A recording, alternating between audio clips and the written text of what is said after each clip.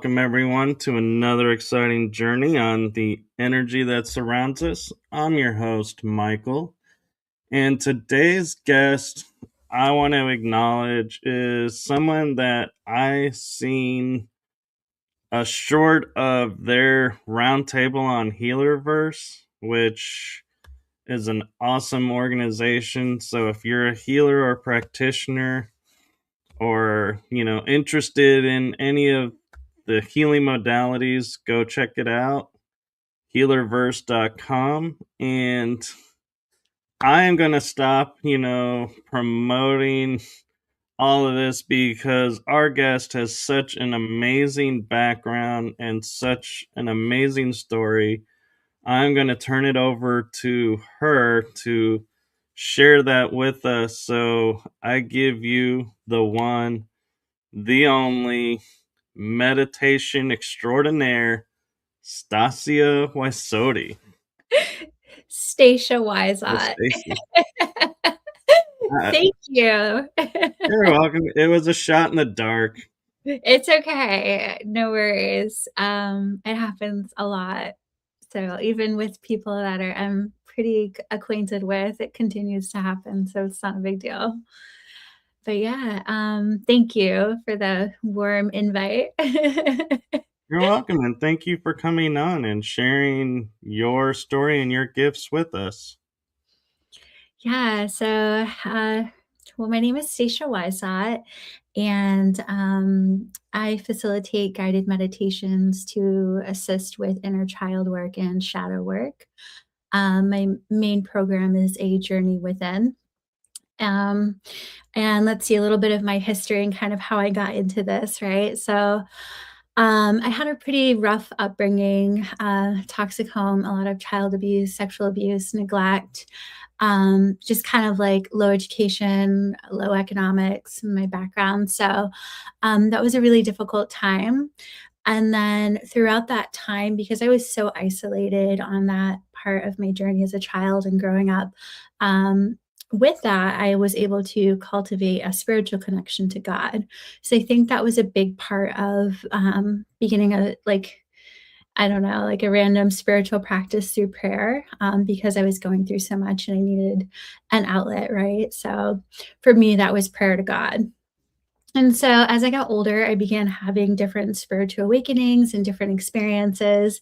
And it wasn't until 2017 when I had a really powerful and radical spiritual awakening that completely shifted and kind of forced me to follow the path. And essentially for me, like following the path is like, I heard the call. And so since then, I've been more committed to a spiritual practice for myself. And then eventually it just kind of evolved into kind of using my experiences and my practices to assist others. So you say in 2017 you experienced the call and that it kind of changed everything for you. Can you kind of share for people what you can about that and how the whole, how it as a whole impacted you? Like, was it well received at first, or, was it a hard transition from before and after the call? Yeah, so it was really an intense spiritual awakening, the most aggressive I've had. I was listening to one of my teachers, and he was talking on suffering and compassion. And it resonated really deeply with me. And that teaching or that experience kind of, I guess some masters call it being touched by grace. So I studied with an Essene master in Patagonia, Arizona, Dr. Cousins, and in his teachings, that's the experience that I had is being touched by grace. So basically, I just completely I started breathing and feeling really strangely all of a sudden in my body.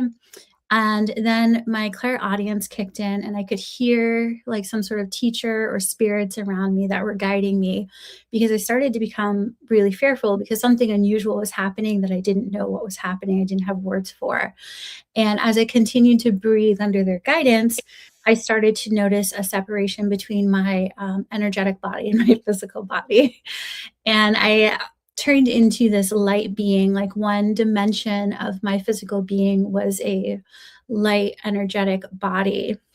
And my head blew open like a crazy lotus flower, like a geometric, like so many petals, not like the traditional lotus flower, but like a geometric style, like lotus flower, like exploded open. I felt extremely orgasmic. And then I heard, she's resonating. And I completely shot out of my body. And I was pretty much, most of the light was like a bluish color.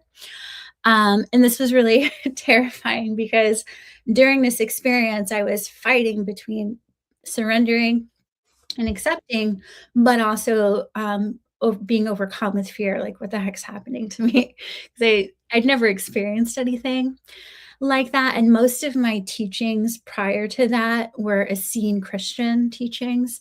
So they weren't into this more like metaphysical, like Hindu, like Eastern Asian, like that type of metaphysical teaching. So I didn't know much about that. So then after I shot out of my body, I found myself in complete darkness.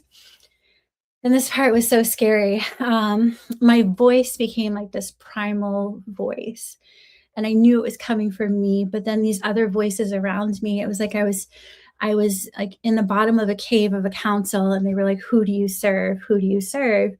And I was just screaming like, "God," with this like very primal scream, not this voice. And eventually, I was fighting. I was just in the darkness.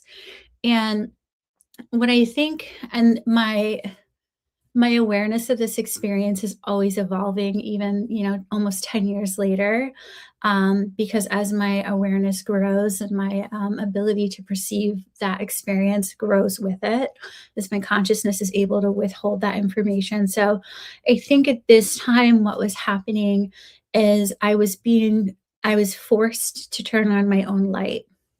And that's what happened. Is I turned on my light, and I think it was coming from like my liver area, which is really unusual. And I saw a bunch of like parasite type of worms, and they're like crazy teeth. And my light was like killing them all. And in that moment, I felt like a deep compassion for killing them, even though, like, on some level, I was aware that I needed to do that to move through whatever it was I was being stuck in the dark. And that was like really crazy. So once I turned on my light, I had heard one of the teachers or spirits or whatever, I think they were really surprised. They had essentially said something like, we'd never seen somebody like struggle so much.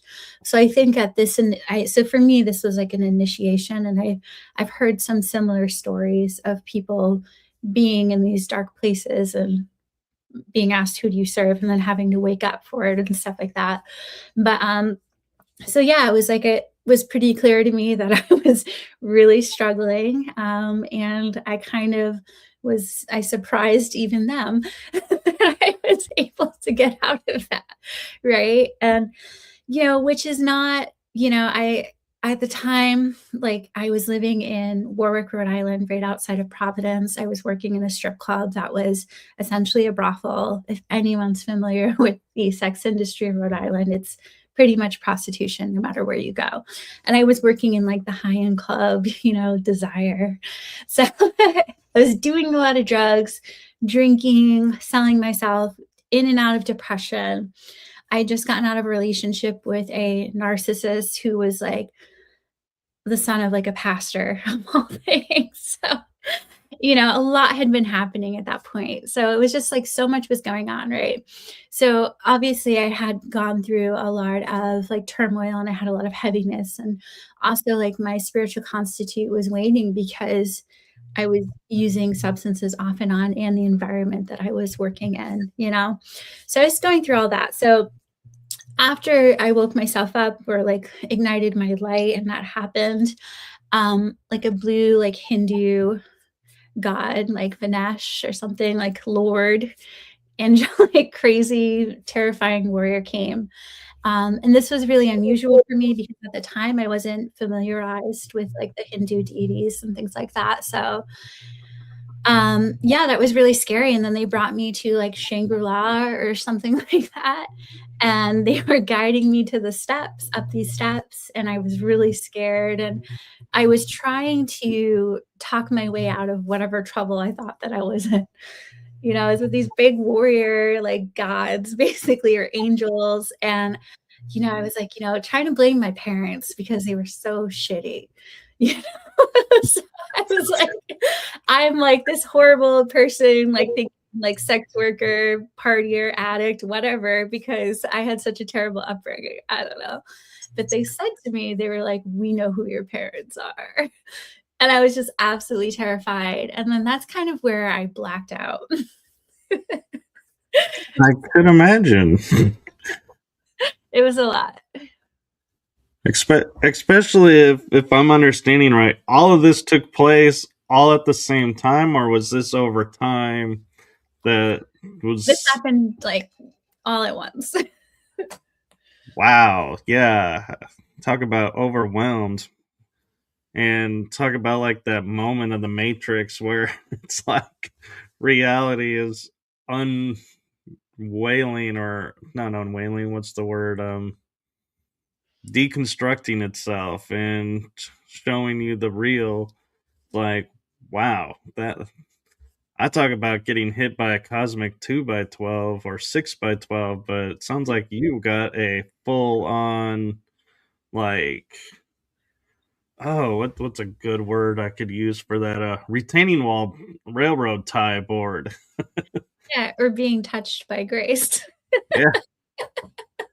Oh, well, when you I'll be honest, when you said touched by grace, I'm thinking, oh, they're just gonna, take you where you are and this light is gonna surround you and you're gonna be like, oh, feeling warm and going in. And then when you described it, I was like, that was not what I was envisioning, but wow. And I do have to say though, I am impressed you came through and you know, had the mindset that you had because I mean, we all grow up hearing, everything that's put in front of us, we can overcome or learn from and achieve from. But yeah, I never would have imagined anything like what you went through. And I am in awe. I will say, you actually have me kind of speechless. I'm like, wow.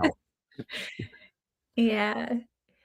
You know, I think what had prepared me was just the years of smaller spiritual awakenings and like things, unusual things happened to me throughout my life that can only be explained by like spiritual forces, you know? And because I had that, I cultivated with some sort of relationship with God, with the divine at a younger age. Not that I was even fostering that really at that point in time. But I was doing things too. So, like, before that experience had happened, I was in and out of like non denominational Christian churches. You know, I was in the community, I was doing community services, working with the homeless. So it was like, you know, on one aspect, I was going to a strip club, you know, doing God knows what all night long. And then, like, a couple of days later, I was going to church and like helping the homeless and like feeding them and giving them socks. And one of the churches that I went to was really, I had a powerful experience prior to this awakening where we were praying for the community. And I left my body and I found, and I was like with this like little girl who was going through a tough time and she had been like abused and things like that. And my soul was there and I was like praying over her. But meanwhile, it's like in the church, we were all praying together and like we were all going out to the community. And the pastor there was former Pentecostal. So, you know, he had a lot more open mind when it came to a lot of Christian practices and healing and beliefs. And, you know, I I just believed it so strongly. And so it just happened. When I came back to my body, and I made a video about this too. So when I came back to my body, I saw these beings and my eyes were still closed. And I identified two of the younger girls were actually like, I want to say they were robots because they had like glowing red lights as eyes. But I don't, and they had like a skeletal structure, but it looked like a robot kind of, but they looked like, Abercrombie and Fitch, like pretty girls, American Eagle girls in high school, like very pretty. And that was, I knew spirit was showing me, like God was showing me what was, the possibilities and other beings and things like that. So that's just like one example. But throughout time, I've just had these little things that kind of prepared me for something that like that great that happened, that crazy, that wild. And for that year following that spiritual awakening, which to this day is still my most intense awakening that I've ever had. Um, and that's what I refer to it as these all experiences as spiritual awakenings. Um, for that year, I was completely blown open. So my psychic senses, my third eye, everything, like disembodied spirits were coming to me. I was on the verge of spiritual psychosis. I thought that I was schizophrenic. I was really scared. But then I was like getting teachers like David R. Hawkins was coming and teaching to me, and he had moved on. And it wasn't until later that I fully understood that I was connecting with these spirits that had moved on, and they had also warned me what was to come. And so it was just a lot of stuff. Sorry, I don't want to go down the rabbit hole. Oh no, I totally understand and respect that, and and I know about that rabbit hole, and so yeah, it's not a fun trip, but there is some insights that come from it, and a couple of things that have come to mind is I was picturing, like you were saying, when your head opened up and had all the petals.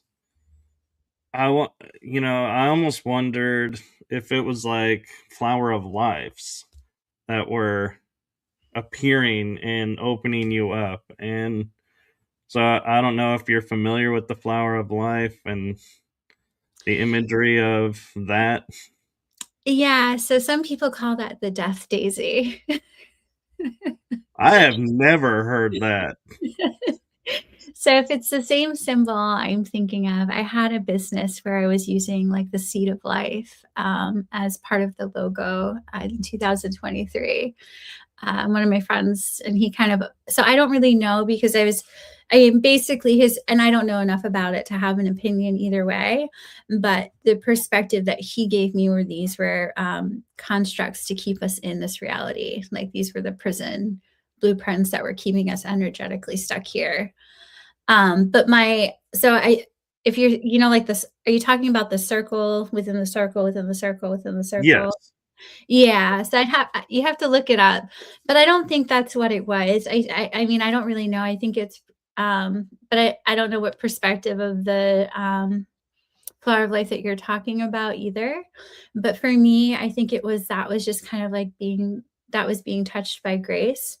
That whatever was holding me in that reality and that perspective and that limited dimension had cracked open.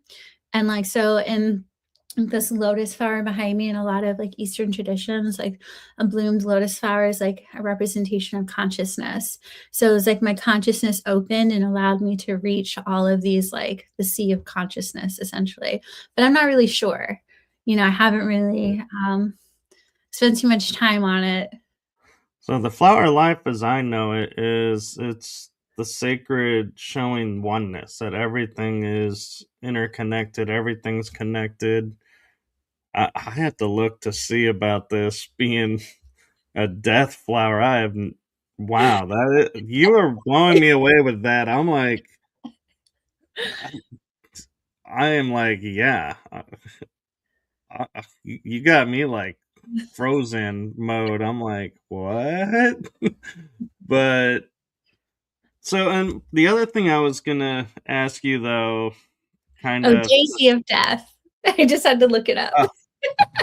I'm gonna have to look it up now. But another thing I was going to ask you is, do you feel like, being, that you were having these little awakenings along the way to this big booming event? Do you feel like everything you were doing in your life was being like, I don't want to make it sound like you had no free will or no choices, but do you think you were being guided and led to do everything that you were doing so that when that moment hit, you would totally understand it and be prepared for it, and you would see what they were, showing you and understand it and understand you and not be seeing you as, oh, I am half this person of light and half this person of who knows what. That you are one whole person, that everything you did was for a reason. I'm not sure about that, and I'm going to answer the best way that I think I can. But I think that most of my awakenings happened a lot through suffering. So I was in such a low state, and like I was, when that awakening happened, I was deeply connected to like compassion and feeling the suffering of everything my teacher was saying that was happening to humanity. I felt it at such a cellular, like everything level, that I had like such like I just could feel I had deep compassion and deep sorrow for what he was saying, and I never really strongly resonated. When you see those commercials, or back in the day when they had those commercials of like of children in third world countries, like donate $1 a day and you could feed this whole family, something like that. So it's like having that feeling like 100x is what kind of happened. And I think that was part of the reason why I may have been touched by grace, because I had reached that level of compassion and just that pain and suffering. But prior to that, a lot of my spiritual awakenings happened when I was in my own suffering. So whether it was something that I had, experienced as being abused and had to disassociate to survive that experience, so suffering myself, or just other experiences where I was, having a hard time with drugs, affecting me after a couple of days, and the depression and things like that. So like having that type of suffering. So a lot of the times these awakenings happened through the suffering. It was almost like there was a point, like some sort of a turning point where it was like, am I going to continue to suffer, or like there was like a flip switch. And I don't really know how that exactly worked for me, because I think it somehow happened at like a soul level. um but then I have had some other like minor spiritual awakenings, like with that church, when I was like serving the community, and that was another act of compassion. So yeah, it's hard to say. But I have kind of come to a place where, for me, it feels like where my soul is, and I believe in reincarnation for myself, for sure, that I chose to go through these experiences so I could have these awakenings, and so that I could reach these higher levels potentially, but also so I could um, kind of like be a way shower for others. And I think that when I work with my ancestors as well, and I do feel a very strong connection that I'm also clearing my ancestral lineage, like the trauma. So yeah, I don't know if that answered you. You know, I am noticing synchronicity at play here because I can't imagine in reality what you went through in your experiences, but I've had my own, and it's like it kind of parallels, and it seems like to me it's what forges the way showers is we're given these tasks, we're given these journeys that we go through, and we sit there and we wonder, why are we doing this, what is this about? and never get clarity. And then one day, like you're saying, we just wake up and we're like, and somebody goes, "Oh, thank you for, sharing this. It helped me with this." And you're like, "Oh, I'm a way shower." And this has allowed me to help be the way shower. And so it's kind of interesting and unique. And I also, though, I look at it too as it is really hard for us to communicate and explain a lot of things because of what we have been kind of like crucible forged through, because it's not, what we go through, you're at choice. You either surrender to it and continue the path that you're on, or you make a choice and step up and change it. And so I honor and respect the fact that you made the choice to rise up and change, and that is never an easy choice to make. And so I just want to point that out and honor that you made that choice. Thank you. With that being said, too, I wonder, as you talk about, doing these little acts of compassion, and I love the fact that you say little, because when it comes to acts of compassion, they're never little. Even though they look little, they never are little. They are some of the most life changing moments I feel on this earth realm. And so I wonder, as you look at doing these, acts, and doing, and how, nobody told you to do these. Nobody said, these will help you to do this, that you chose to do those. You even in your darkest moments, as you might say, chose to take time and say, I'm going to do this. And this, as you call, little act. And so to me, that's the mark of the way shower. We show up where we're needed. And so I wonder, if you have gotten to a point or have thought about, as you going through everything,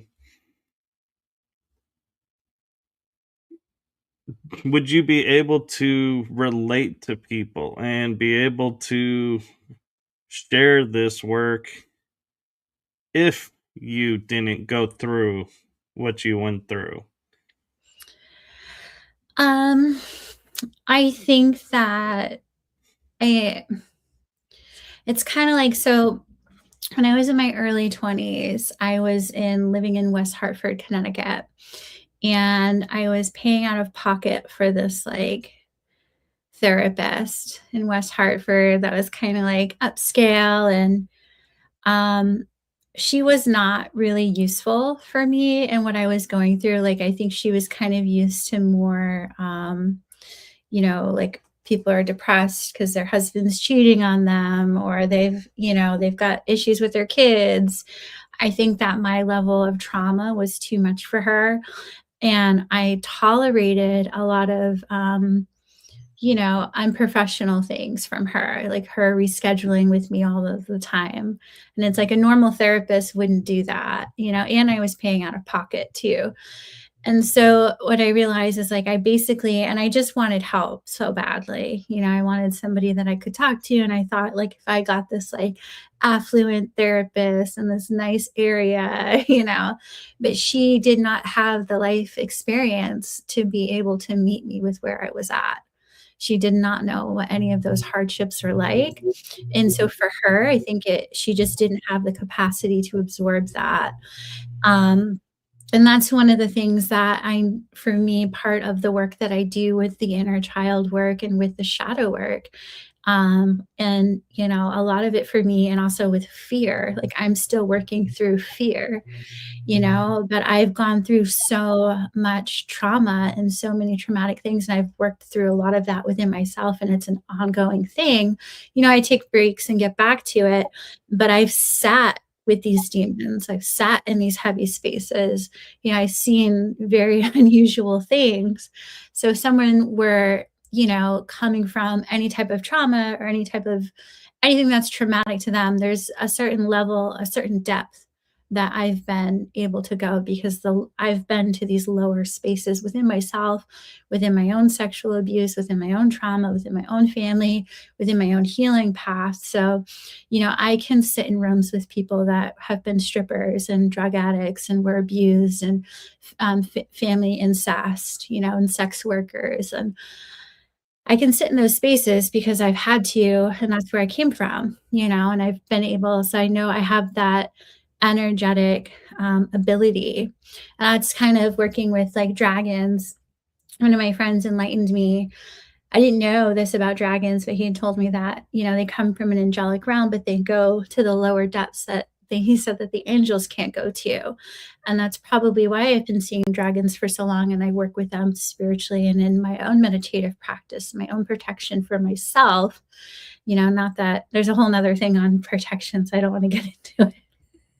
It's just like higher level teaching. So like as you evolve on the level, in my experience and my beliefs in school of thought right now, as you evolve on the level of consciousness, what you would deem at level 1 of needing spiritual protection versus what you think you need at level 10 are two different things. But anyway, so I'm not going to go there. But Oh, I know what you're talking about. I know, and so yeah, and I get it. because people, we're all at these different phases, and I've been at these phases, and I've seen demons, and I've had experiences with that, or and yeah, so I've just kind of been through that. So yeah, so I do have that energy signature within myself. And I can sit in those spaces with people as they go through them, if that's what they need to do. I don't know if that makes sense. It does. It totally does, actually. And one of the gifts that I was given is being the way shower. And I've had it ever since I was a kid. And even my parents can't explain where I got it from. Is you drop me in a room full of people, and I will talk to them, and I will hear their stories, and I will this or that. But the one thing that was interesting to them is they would say, "Who did you talk to?" I'd be like, "Well, this lady or this guy." And they were like, "Well, how would you describe them?"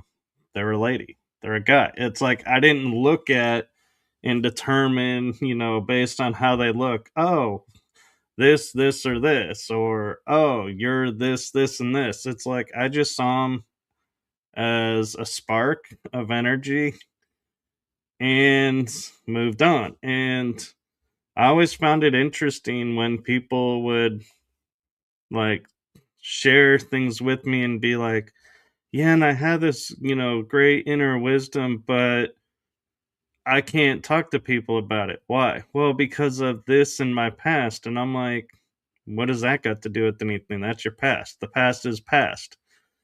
This is the now. You are now. And that is something, I wonder, do you have that ability, so to speak, where you look at people and you don't see where they are or what they were, you just see them as a spark here and now, so to speak. So my judgment practice is still a practice, because I still do have judgments with people for sure. Um, but yeah, I try. I think I think that's just part of the work as well. But I try to be open, but I also don't like, I don't solicit my skills, my values, my thoughts, my beliefs, like in rooms where they don't belong. I don't try to convince people to learn about spirituality from my perspective or to try inner child work or meditation. So usually I think when somebody's interested in that and coming to me or I'm having that experience, I'm pretty open. But I will say something, if it's okay, about like when you've gone through a lot of trauma as a child, being able to speak your truth is a really challenging thing because you were suppressed, or at least I was suppressed from speaking my truth. I was gaslit as a child. And also just, the fear of like if you tell people, like things are going to get much worse. So I think that's a part of a dynamic that's also like important. Like people, it's like part of the work for myself, and that was kind of some of the things that I've been overcoming within my own self and getting more comfortable is like being seen, because as a child, being seen meant I was going to be sexually abused or physically abused or shamed. And like when I talk about shamed, I mean I was really shamed. So my stepfather would spank me for crying. He would spank me. I was a bedwetter until I was like 12 or 13 years old. And I didn't know it, but a lot of that has to do with being sexually abused. So for a while, he would whip me at nighttime before bed to teach me not to wet the bed. And then he'd whip me again in the morning. And then he'd like make me pick a belt. And he would do this in front of my mom and sister. So it was like a shaming ritual. So a lot of people, depending on the experiences that they went through, like you don't want to have this extra attention. And also, something that's really been coming into my work, my shadow work for the last year or so is like I had to let my mother go, and so it's like I had to let my whole family go essentially, which is a really difficult thing. And it wasn't until 2024 when I went on my first ayahuasca retreat and I was able to really forgive my stepfather and move on from a lot of that pain, which I mean, I still have to work through because there was just so much. Like, it's like super complex. It was all the time, right? So, but I've moved through quite, quite a bit of it. And then it's like once you think you're done, like shit pops off. And you're Oh like yeah. a whole new thing again. But one of the things that I had to is what happens on my healing journey is through each layer, a newer level of awareness comes in. And so I finally became of the betrayal from my mother. And for years and years, my whole life, I couldn't see that until just a couple of years ago because the abuse from my stepfather was so traumatic and so overtly bad, you know? So I couldn't see, the way she was treating me because she, at the time, because it was like less, it wasn't physical, really, less physical. So and as I've begun like waking up to that, so then there's a whole level of like this betrayal wound. So then it's like, oh, okay, here's another level of awareness that, oh, it's difficult for me to trust people and confide in people because I couldn't even trust my own mother, and I can just remember countless times of or I started to remember countless times of betrayal and her using me to protect herself, to make things less for her. And I was just a little girl. So yeah, I think that when for me, like sitting in these spaces for others, I just you know, try not to judge them, but I guess I don't know. Those aren't really the people that I'm judging. Like the broken, Well, I just mean, society, or like yeah, that's my I just, yeah, I just want to clarify. I mean, like, I'm sitting there and I'm not looking at them as going, oh, like other people would be of saying, oh, you're in this industry. Oh, you're doing this. Oh, you did this. It's right. like they get enough of that judgment everywhere. It's like, no, I don't look at them as that. And I just listen, and I feel like, I don't, you know, either, I'm not one of those that walks in the room and is like, hey, here I am, come talk to me. I will sit and people just come to me and talk. And I think that's the gift of the way shower, really, in all fairness, is our experiences will resonate out. We don't need like that resume or a poster or a flyer that says, "Hey, if you had this, come talk to me." It energetically goes out and people pick it up, and those that are ready come and talk. And just like you're saying, they like to be seen, heard. And one thing that I will say that I think a lot of people overlook, and it's something that's been kind of downgraded over time through society, is when we use words like "I appreciate you" or "I'm grateful you're around." People are like, yeah, that just gets said, and then nothing ever happens because, it's like, yeah, you say you appreciate, but then you disappear, or you're grateful, and then you abandon what's Mm, going on. And then there are people, and I'm going to make an assumption here, like you and I, and when we say to somebody, "Hey, I appreciate you doing this," or "I'm grateful you shared that with me," there's a genuine energy behind it that people are like, "Thank you. I needed that today. I needed to hear that today." It mm, doesn't come across as the emptiness. In other words, it comes across with a whole lot of, like you would say, experience behind it that's like, yeah, I get it. Even though you haven't told me a lot, I still get it. And I'm curious, in your growth and in everything, you talk about seeing different roles and seeing different things. What was it like, if you can share? And I do know all of this is ongoing, it's not a one and done kind of system.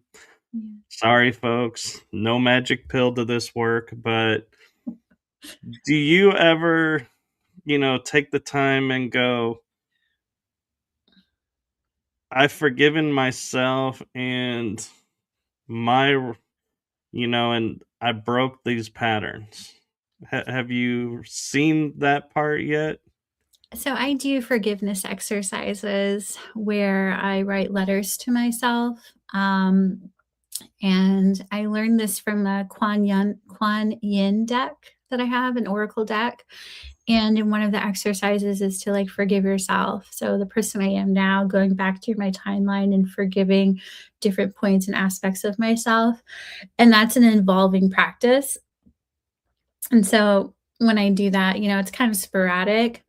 Another thing that I recently did a guided meditation with one of my teachers, and unexpectedly, one of my ancestors came through, my uncle Ronnie, who was my mom's twin brother.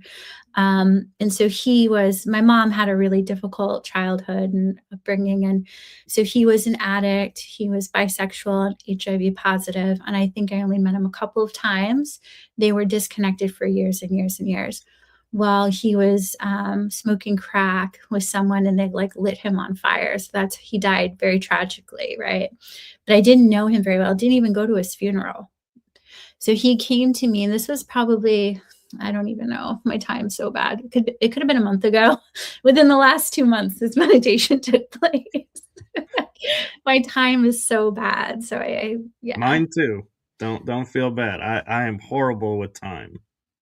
So this is a really beautiful meditation practice for forgiveness. And so I was listening to my teacher, and she was guiding us through a meditation practice for forgiveness.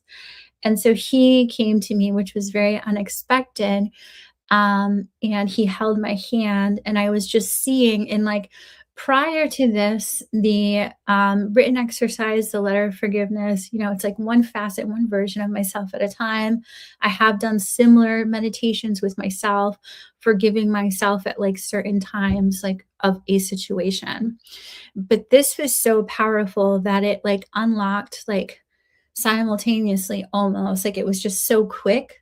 So it was kind of like pulling out like a whole like deck of pictures and like experiences and download like do like psh, in my mind with my Uncle Ronnie holding his hand of all of these different versions of myself and situations. And I forgave myself with his support.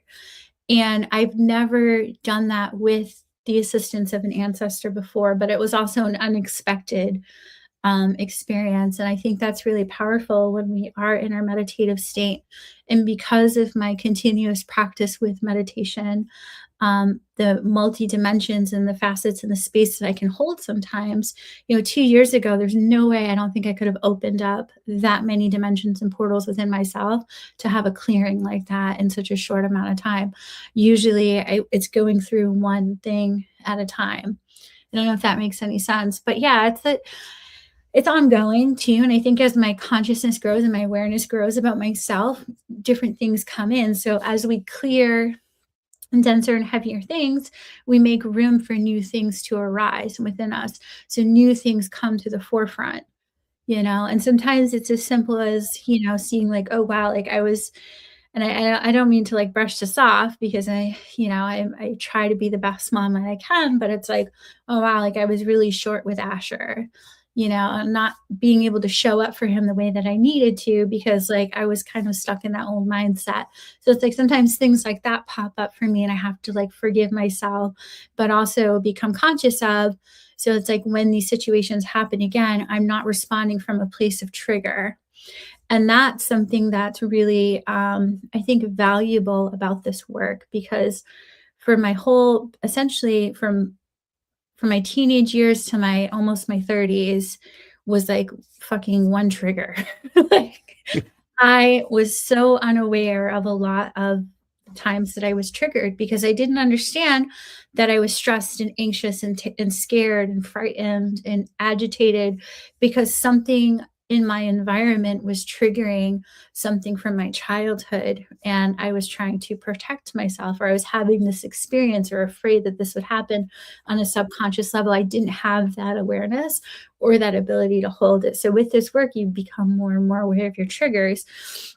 And it's kind of like with Eckhart Tolle's teachings, like when you start becoming the observer of your mind, the watcher, the witness of your mind, you keep practicing it. And it's like, we do this all the time where all of a sudden we're like, do, all of a sudden you come back and you're like, oh, and you're watching your thoughts. You're like, oh, like and this is one of his teachings that I learned from him as well. It's like, oh, okay, like you're in a bad mood, but you're like less reactive. And over time, you start recognizing I'm in the bad mood, and then you react less and less. And it's not about punishing yourself because you reacted this time. It's about trying to be less reactive and with practice that happens. And so that's what kind of a lot of this work does. It's not, like you said, it's not instantaneous. Like at least it hasn't been for me. I do believe in miracles. I do believe in the Holy Spirit. Oh, that's divine and good. I do believe in that. But in my work, I'm not Jesus, I don't have Well, these abilities. yeah, But but you gotta remember, even he like took, most of his life is not recorded, and what is recorded, like 40 days and 40 nights of dealing with something. So, yeah, it wasn't easy for him either. It wasn't a one and done for him either. So, right. But yeah, basically I just we're like the torch bearers, like we're lighting the torch for others, and it's just by standing in that energetic signature, that frequency, that awareness, we're able to reflect back what people need to. And I'll finish it with this. I saw Eckhart Tolle last year in Miami, and I realized the next day I had a really powerful spiritual awakening and clearing with him in my energetic field. During the show of watching him, I was so irritated.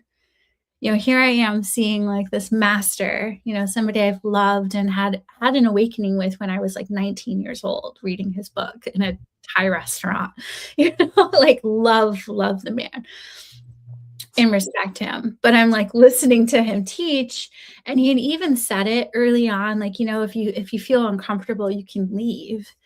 And what I hadn't realized is that he is just such a high level, like master, like like a magical wizard. Like, I'm not even kidding you, is that it was like he had penetrated my energetic field while simultaneously penetrating everybody else. So he was able to resonate and give each person exactly what they all needed, what we each needed as his students to go up that next level of awareness, that next level of consciousness. And the next day, I had a full sacral purge, a sexual trauma purge. And I was like laying with one of my teachers in the spirit realm, and I had my head on his lap. He's a Zen master, and he was holding me. It was like, because of my childhood, it's mostly childhood trauma. So it's like I revert back to being a child, and he was like a grandfather, fatherly, like safe figure, you know? And then I look, and it's like Eckhart Tolle's face is a cloud, like smiling. And I was like, that motherfucking wizard. Like, he knew. And he had said things even during the show where I was like, it was like he was directly speaking to me. So he's probably he's like probably the highest level teacher I've sat with. And I sat with an Essene master who read my mind telepathically, was in the middle of a talk, turned and looked at me and told me he's not ready yet. When I was asking about, I wanted to work with this teacher who taught me a lot about spirituality and kind of led me on the path of the Essenes. So I started learning about the Essenes. And Dr. Cousins just looked at me, and he knew who I was talking about. And he had actually worked with this person. So it was one of his former students. And he was just like, he's not ready yet. He looked right at me, read my mind. So these teachers are just like, I want to hopefully grow to be like in the shadow of some of that level, you know? You're not going to be in anyone's shadow. You're going to be up there on as your own self. Don't sell yourself short. But that being said, I know we are getting close on time, but I wanted to know if I could ask one question, and you can answer it shortly, or if it'll take too long, let me know. But we talk about inner child work, and we also talk about shadow work. Are the two ever intertwined in the same concept, or do you feel like inner child work is inner child work, shadow work is shadow work? I think inner child work is the beginning of shadow work. So I think a lot of the traumas and the repressed emotions and belief systems were created mostly in childhood. And so when we work with our inner child and we become the channel to release those repressed emotions, and then we go back, and that's my saying is, you are coming to save you. I just got so tired of hearing no one's coming to save you. So that's what you become, is you are coming to save you every time you sit with your inner child. And so then, like, what you recognize, like what I was saying earlier, like not wanting to be seen. So that's a shadow. So it's like hiding because you don't want to be seen, or not using your voice because of the regular trauma, the habitual trauma experienced as a child. So that's a shadow, and that plays like a facet in this personality that's not my authentic self, right? So when we shine the light on our shadow, we begin exploring what that is and how we're becoming this facade, in order to, because realistically, like for me, I think the ego, well, I guess what you're saying to the law of one, the ego is one, the ego is part of us. And for me, the ego is like a version of us, an armor that protected us and wants to continue to protect us. So it it's separate well, it's not separate. It's not as evolved as our awareness and consciousness is, but it can be. We just have to teach it. So like for me, ego death is really probably because of my trauma is too heavy for me. So I consider it like shedding, ego shedding. So our ego grows and evolves. So as we raise our consciousness, our ego's consciousness is raised as well. So, when we begin our inner child work, or we begin our shadow work, I think it can go either way, because sometimes things are so repressed within people, or what they're experienced. Like, so perhaps nobody molested you or nobody physically abused you, right? So that person may think that they didn't have a traumatic childhood. Maybe their parents worked all of the time and didn't pay attention to them, or didn't even, have the ability to have conversations with them. So they were kind of always reflecting like, oh, mommy doesn't want to talk to me. I'm not good enough. But because they weren't physically abused or sexually abused, they may think that they didn't have a bad childhood or whatever. So they're kind of conditioned to what this normal thing is. And they think, oh, but maybe so whatever leads them in life and they begin their shadow work journey, then they might kind of go that way instead of jumping into the inner child work and evolving to the shadow work. They might start with the shadow work and then descending down into the child work. I don't know if that makes sense. It does, and I'll just make one quick mention about the ego because that's a show in itself, or a series actually. That probably even couldn't be in a show, but my experience with the ego growing up was I would hear people talk about you need to destroy the ego to evolve and ascend. And so I was like constantly trying to figure out how do you destroy this thing that keeps coming back. And then somebody made a statement to me, and it kind of was like an epiphany to where my mind like went up and my relationship with the ego changed. And I looked at it and they said, the ego is your earth guide only. And so it helps you operate on the earth realm. When you leave the earth realm, it struggles because it has no reference. So Oh, I like that's that. why you have conflict with it. And it's like, and then I was like, I started to realize, well, if it's an earth guide only and we're moving beyond and it's a part of us, so if we're changing, can it change? Mm. And that's where I'm at now, is trying to figure out how to morph ego out of ego status to where it's like the next level. And I don't even know what acronym you could give it because it's like ego is so cool and so easy to say that it's like, yeah, a go ascension guide only. It's like, I don't know. That just seems like it would confuse people though if you say, yeah, you need to work on the go. It's like, what?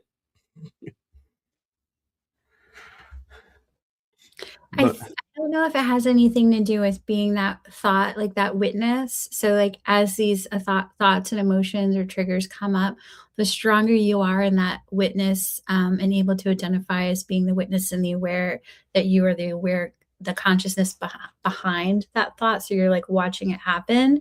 That's kind of you're watching like the ego or the trigger or the experience or the emotion that's arising happen, and you're that person. Or you're that consciousness watching it and observing it. So I don't know if that's like would have something to do with that type of practice, kind of basing that to go deeper into levels of separation of recognizing like ego or whatever, if that's what you're talking about. no, yeah, that totally makes sense. And yeah, and if you're open to it, we should totally do a show on ego, because I feel like both of us have really great insights into it. But we are approaching the hour, and if Thank you would you. like, I know we agreed to an hour, but if you have a few extra minutes, I want to give you the chance to talk about your work, your books, and your practice, if you would like. Thank you. Thank you for doing that because I was worried that this would be a lot. So yeah, thank you. Yeah, I'm the creator of A Journey Within, and I do have a free integration journal, which is great for spiritual awakenings, plant medicine integration, meditation integration. I think it's like almost 10 pages of prompts. So it really helps you dive deep and kind of forces you to look at things with a different perspective and allows different perspectives to arise. So if you do have a spiritual awakening or a meditative practice and something arises and you don't know how to, like, what's going on. And also a lot of times with spiritual awakenings and even plant medicine ceremonies and integration is really tough because you've had this significantly strong experience or otherworldly experience. And you're like, how do I, bring that down into my life and still function and not, become this person where it's like, things don't matter. I don't need to work. None of this matters. Yeah. I had that spiritual psychosis for almost a year, but I kind of knew something was up and I was just trying to I was in so much fear that I wouldn't tell people what was really going on. It was like I was sitting in a room with somebody and like 5 different things were going on for me. But yeah, and then so a couple of my offerings are I have a um, video recorded meditation, a journey within, which is my signature meditation. And that is a guide where I guide you to Mother Earth, the inner child, and your ancestors. So this is something that, you know, the more you practice it, the deeper your experiences with that will be. And it's really gentle. And then I have a couple of free meditations on YouTube available that are kind of similar to that. And then right now I have a new product. It's called Rooted and Rising, which I'm really excited to share with people. It's only $44 and it's a curated guided meditation with a questionnaire. So there's specific shadows. And of course, if there's a shadow on there that somebody doesn't see that they want to work on, you know, they could email that to me. And of course, I make room for that. But so there's a list of shadows that they choose from, and then there's like an in-depth questionnaire so I can get some information about them. So then I go through that and then my own meditative process to create a meditation specifically for them to help them with that experience. So it's about working through that shadow. And then, so that's the rooted part, descending into it and doing all the work. And then the rising part. So you're rising out of that and you're rising in your awareness and your consciousness. And it's just such a beautiful product. I'm really excited about it. So yeah. And so where can people find it? Oh yeah, so my website is stasiawysote.com. I also do private one-on-one sessions. I'm taking a break from the single sessions right now, so I'm just kind of referring people to Rooted and Rising, which I think is a great entry-level price right there. So it's $44, $17 for the guided meditation. And then I do packages for one-on-one sessions. They're both 4-week programs. So one is once a week and one is twice a week if you need more support. And then there's details about that on my website as well. So that's for somebody who really wants to do like intensive shadow work and they need a lot of support and like intensive child work, inner child work. Thank you. And so I actually have a message for you. Yeah. From my heart and the heart of my shows to you, thank you for what you're doing for humanity. It's seen, felt, heard, and thank you for being authentically you and being the phoenix and the way shower. Thank you. That's so sweet.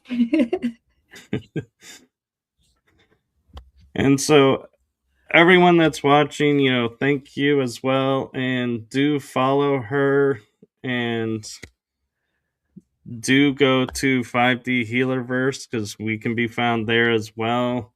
And shout out to Trisha who put us together. And did I just say Trisha? Because her name is Trish, and where Trisha came from, I don't know. I think like you, I think this hour was more than an hour in a hour format, and I'm like, wow. It's a lot of info. Yeah, I think my brain is still trying to process a lot of what you were sharing with me, and so that, that was weird. And I am so sorry, Trish, that I called you Trisha. But that being said, do like, subscribe, follow along, and you never know. She may be having, another appearance on this show. That's kind of up to her. And so I would welcome her back anytime. Oh, thank you. Yeah, for sure. For sure. All right. Well, I had to think for a second because I'm used to doing shows at night and it's afternoon. So wait, I forgot. Go for it. Every Wednesday, I teach in-person classes at Herbs and Earth in West Palm Beach. I've been facilitating meditations there since the beginning of January. It's a great place. It's only $10. Amy, the owner, she has like a whole apothecary of herbs and teas.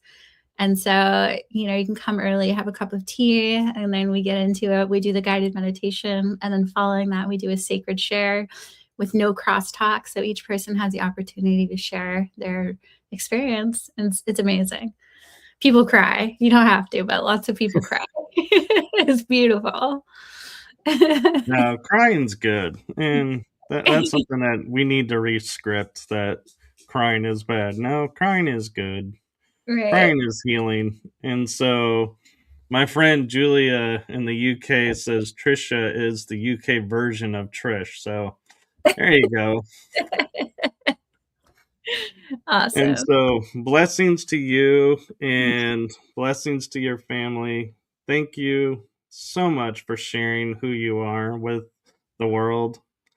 And Thank with you. that, I'm going to say good afternoon to everyone. Make it a fun start of the week and have a fun summer. And we'll see you on the next episode. Bye bye, everyone.